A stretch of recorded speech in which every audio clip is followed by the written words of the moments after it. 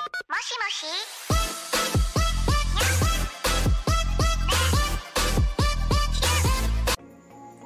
Assalamualaikum warahmatullahi wabarakatuh. Selamat pagi, siang, dan malam kapanpun teman-teman semua menonton video pembelajaran ini. Nama saya Nadila Ramadhani. Saya di sini sebagai pembuka video pembelajaran dari kelompok 7 dalam mata kuliah Psikologi Perkembangan yang dibimbing oleh Ibu dosen kita yang terhormat, Ibu Ica Herawati. Nah, tidak perlu berbahasa-basi lagi ya teman-teman ya. Kita mulai aja materi yang akan dijelaskan yang dimulai dari saya. Teori perkembangan menurut Erikson. Nah, menurut Erikson, remaja dihadapkan pada peranan baru dan status dewasa baik dari segi pekerjaan maupun percintaan. Maksudnya di sini itu remaja menghadapi tantangan untuk menemukan apa sih jati diri mereka, apa peranan mereka, dan kemana mereka akan pergi. Sejauh mana gitu mereka bisa melangkah dan merasakan banyak hal yang ada di dunia. Menurut Jan Piaget, pada tahap ini remaja memiliki pemikiran yang lebih abstrak, idealis, dan logis dibandingkan pada tahap sebelumnya. Pemikiran remaja tidak lagi terbatas, mereka dapat membuahkan hasil dari hipotesis yang murni abstrak. Maksudnya di sini itu remaja itu udah bisa memikirkan hal-hal random yang terlintas di pikiran mereka, dan pemikirannya itu tidak terbatas dan bisa menghasilkan anggapan yang di pikiran mereka itu benar. Teori perkembangan menurut Sigmund Freud. Nah, pada fase ini seseorang akan mengalami perubahan yang besar dalam diri maupun dunianya. Dan masa ini pula seseorang akan mengembangkan minat seksual yang kuat pada lawan jenis. Jadi di teori ini tuh remaja akan mulai merasakan ketertarikan pada lawan jenisnya, merasakan rasa suka dan tertarik kepada lawan jenis mereka yang dijumpai di sekolah ataupun aktivitas-aktivitas yang ada laki-laki dan perempuannya. Nah, teori perkembangan Joe Besantro. Istilah adolescence atau remaja berasal dari kata lain adolescence yang berarti tumbuh menjadi dewasa. Istilah adolescence seperti yang kita gunakan saat ini mempunyai arti yang lebih luas yang mencakup kematangan mental, emosional, sosial, dan fisik. Nah, kita masuk ke teori perkembangan remaja yang terakhir. Menurut Anna Freud, bahwa pada masa remaja terjadi proses perkembangan yang meliputi perubahan-perubahan yang berhubungan dengan psikoseksual, dan terjadi juga perubahan dalam hubungan dengan orang tua dan cita-cita mereka, di mana pembentukan cita-cita mereka merupakan proses orientasi menuju ke masa depan. Nah, segitu aja penjelasan dari saya. Penjelasan berikutnya akan dijelaskan oleh teman saya, Eva Diadara. Assalamualaikum warahmatullahi wabarakatuh. Baik, saya Eva Diadara akan melanjutkan presentasi dari teman saya sebelumnya. Kali ini mengenai sifat-sifat remaja. Pada saat remaja, seseorang akan dihadapkan pada perubahan-perubahan biologis yang dramatis, akan ada pengalaman-pengalaman baru, serta tugas perkembangan baru.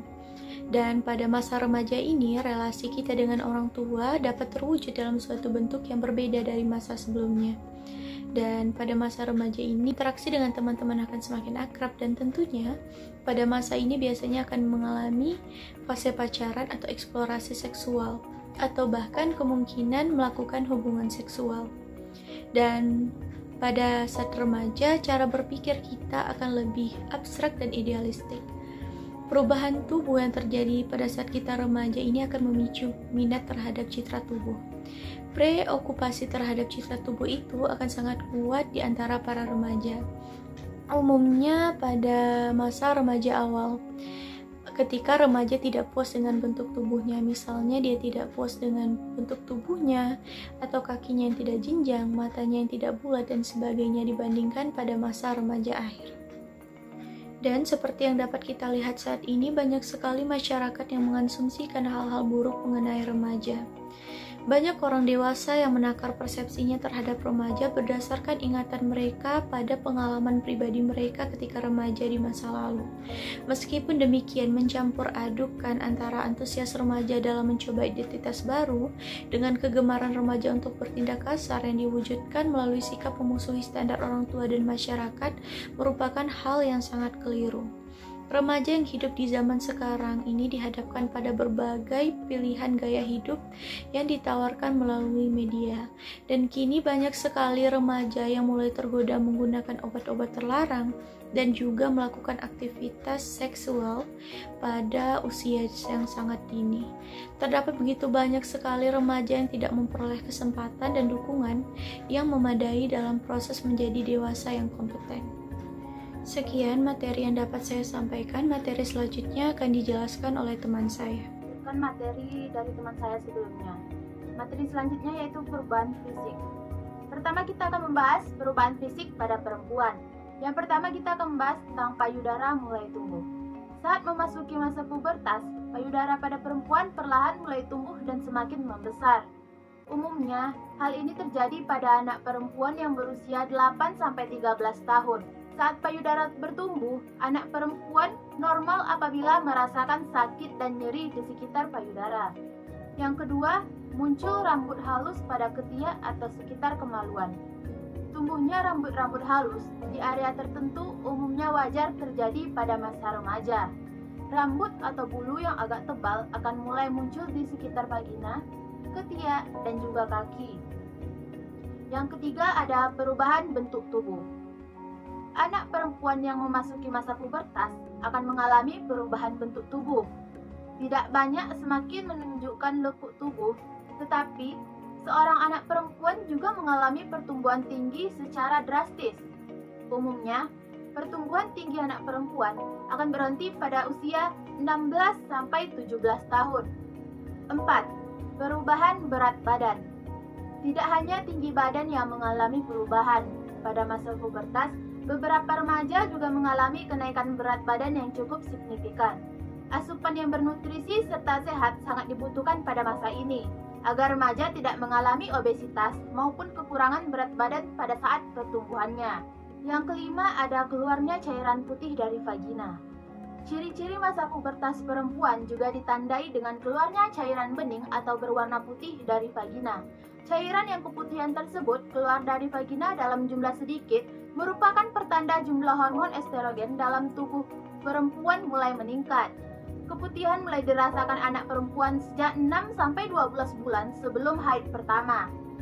Yang keenam ada haid. Pada masa pubertas, perempuan juga mengalami haid atau menstruasi pertama kali. Kebanyakan anak perempuan mendapatkan menstruasi pertama selang 2-3 tahun setelah payudaranya mulai tumbuh. Haid pertama anak perempuan tidak seragam. Ada yang mengeluarkan darah berwarna merah cerah, tetapi ada yang hanya bercak merah coklat. Umumnya siklus menstruasi di awal masa haid perempuan belum teratur. Ada yang sebulan lebih dari sekali, dan ada yang sebulan lebih baru haid lagi. Yang ketujuh, munculnya jerawat. Perubahan hormon di masa pubertas membuat perempuan mulai mengalami jerawat. Perubahan hormon tersebut membuat kelenjar minyak lebih aktif dan produksi keringat meningkat. Tak kelak, anak perempuan yang masuk masa pubertas mulai akrab dengan wajah berminyak, komedo, jerawat, dan lain-lain. Perubahan kimia di tubuh yang mempengaruhi kelenjar keringat tak jarang juga membuat perempuan mulai mengalami bau badan yang tidak sedap. Yang kedelapan ada perubahan emosional. Tak hanya perubahan fisik, ciri-ciri pubertas perempuan juga melibatkan perubahan emosional. Perubahan emosional ini dipengaruhi siklus hormon estrogen dan progesteron selama masa pubertas. Beberapa perubahan yang tampak diantaranya, anak lebih sering gampang emosi, sering berbeda pendapat dengan orang tua, dan tak jarang terlihat murung. Selanjutnya kita akan membahas tentang perubahan fisik pada laki-laki. Yang pertama ada perubahan suara. Di masa pubertas, remaja laki-laki akan mengalami perubahan suara menjadi lebih berat. Banyak orang menyebutnya dengan suara pecah. Perubahan suara ini biasanya terjadi ketika anak berusia 11-15 tahun. Suara akan terus berkembang selama beberapa bulan hingga sempurna. Umumnya, perubahan suara ini berlangsung tanpa mereka sadari. Yang kedua ada perubahan tinggi badan. Di masa pubertas, remaja laki-laki juga mengalami fase pacu tumbuh. Pada masa ini, pertambahan tinggi badan maksimal pada anak laki-laki adalah 10 cm per tahun. Dengan total pertambahan tinggi badan selama masa pubertas adalah 25-30 cm. Yang ketiga ada munculnya jerawat. Timbulnya jerawat juga bisa menjadi tanda pubertas pada remaja laki-laki. Selanjutnya kita akan membahas tentang perkembangan kognitif pada masa remaja. Terdapat beberapa tahap perkembangan kognitif remaja. Tahap yang pertama yaitu pemikiran operasional formal, yaitu suatu tahap perkembangan kognitif yang dimulai pada usia 11 sampai dengan 12 tahun dan terus berlanjut sampai seseorang berusia remaja sampai mencapai masa tenang hingga dewasa. Pada tahap ini, seorang anak sudah bisa berpikir secara abstrak dan hipotesis, serta mampu memikirkan sesuatu yang akan terjadi atau sesuatu yang bersifat abstrak. Adapun ciri-ciri dari proses perkembangan kognitif remaja ini adalah bahwasanya seorang anak remaja berpikir secara abstrak, idealis, dan logis.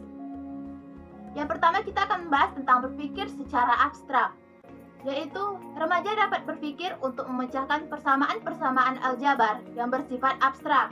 Yang kedua ada berpikir secara idealis, yaitu kemampuan remaja dalam berpikir sesuatu yang bersifat mungkin.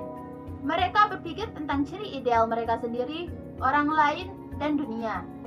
Yang ketiga ada berpikir secara logis, yaitu berpikir seperti seorang ilmuwan untuk menyusun rencana untuk memecahkan masalah-masalah dan mengujinya secara sistematis. Pemecahan masalah tersebut.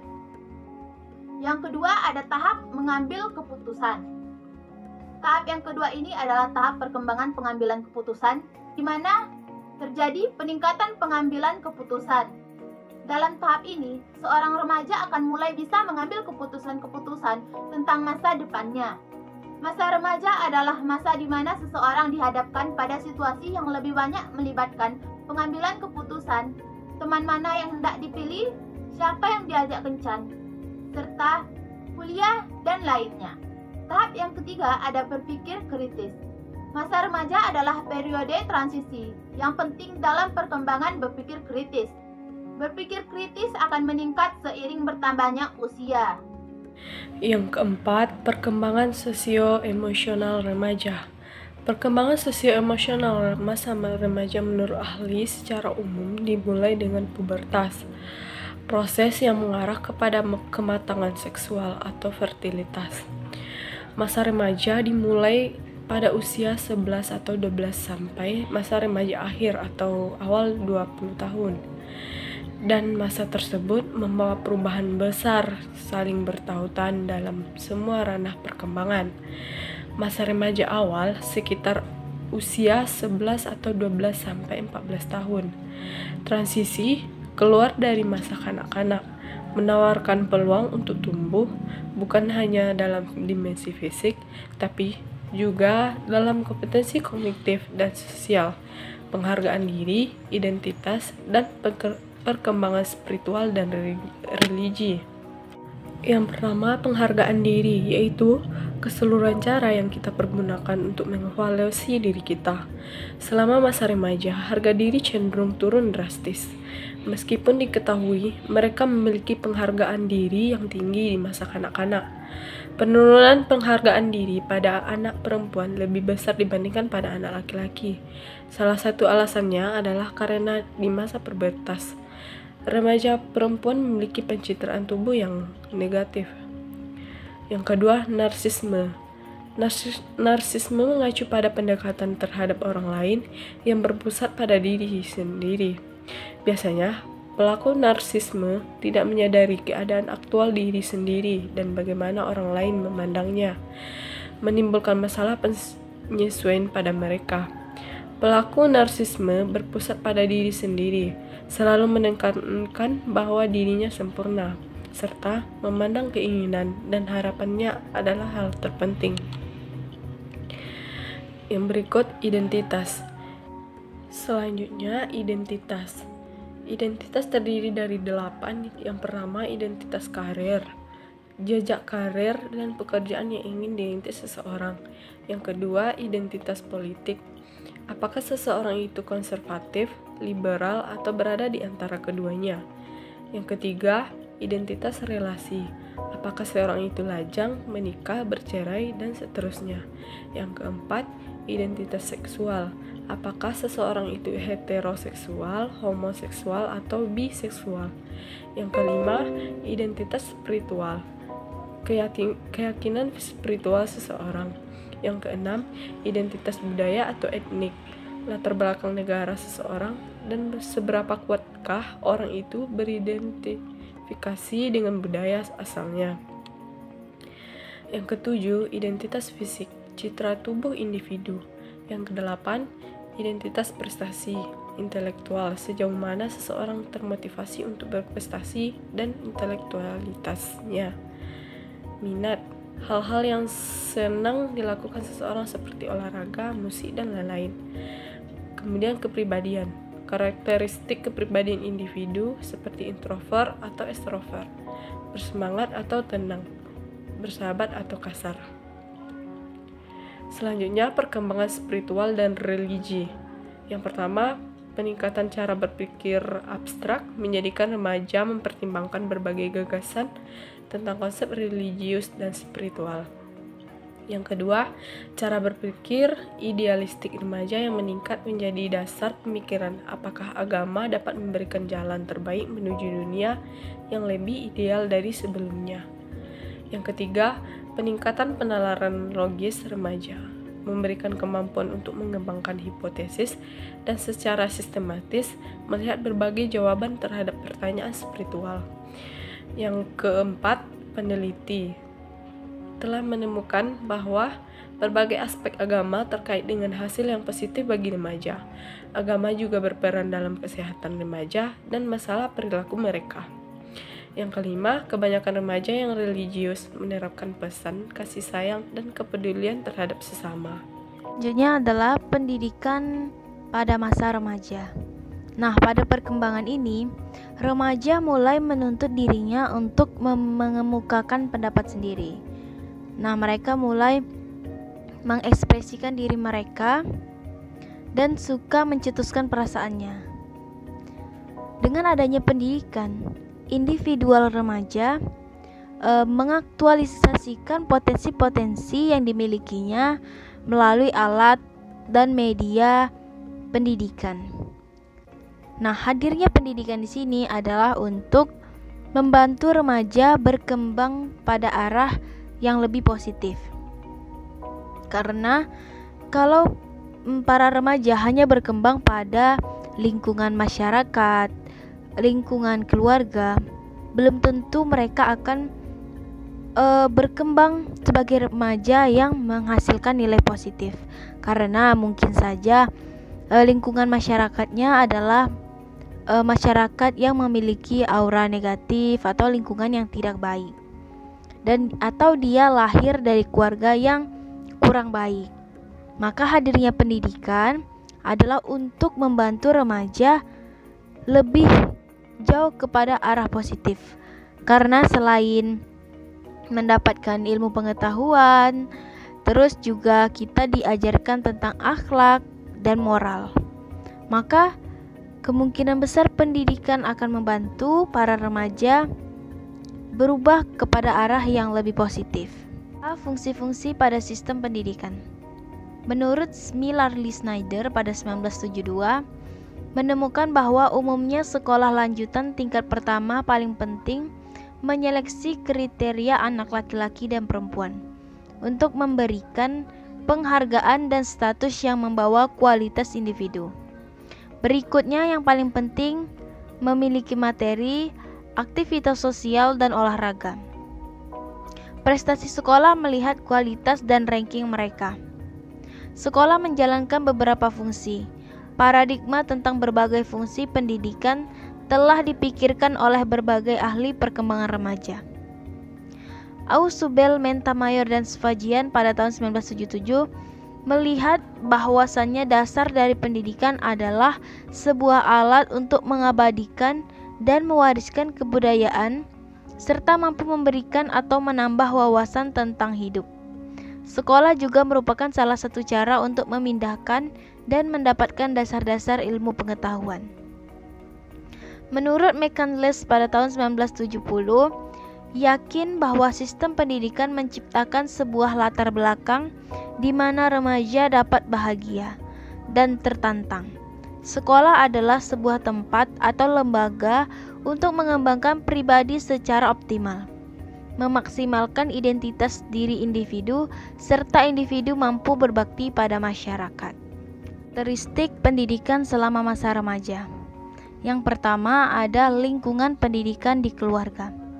Keluarga merupakan lingkungan pendidikan yang pertama dan utama bagi anak-anak dan remaja. Pendidikan keluarga lebih menekankan pada aspek moral atau pembentukan kepribadian daripada pendidikan untuk menguasai ilmu pengetahuan. Yang kedua ada lingkungan pendidikan di masyarakat. Masyarakat merupakan lingkungan alami kedua yang dikenal anak-anak. Kondisi masyarakat amat beragam. Tentu banyak hal yang harus diperhatikan dan diikuti oleh anggota masyarakat, dan dengan demikian para remaja perlu memahami hal itu. Yang ketiga ada lingkungan pendidikan di sekolah. Nah, sekolah merupakan lingkungan artifisial yang sengaja diciptakan untuk membina anak-anak ke arah tujuan tertentu, khususnya untuk memberikan kemampuan dan keterampilan sebagai bekal kehidupannya di kemudian hari. Di mata remaja, sekolah dipandang sebagai lembaga yang cukup berpengaruh terhadap terbentuknya konsep yang berkenaan dengan nasib mereka di masa mendatang. Dunia pendidikan, baik jalur sekolah maupun jalur luar sekolah, menyediakan berbagai jenis program yang diperkirakan relevan dengan kebutuhan jenis tenaga di masyarakat. Untuk menetapkan pilihan jenis pendidikan dan pekerjaan yang diidamkan, banyak faktor yang dipertimbangkan yang meliputi: pertama, faktor prediksi masa depan.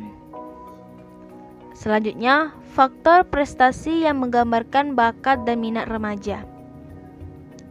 Faktor kehidupan yang dapat diamati dari kondisi beragamnya lapangan kerja di masyarakat. Yang terakhir adalah kemampuan daya saing setiap individu.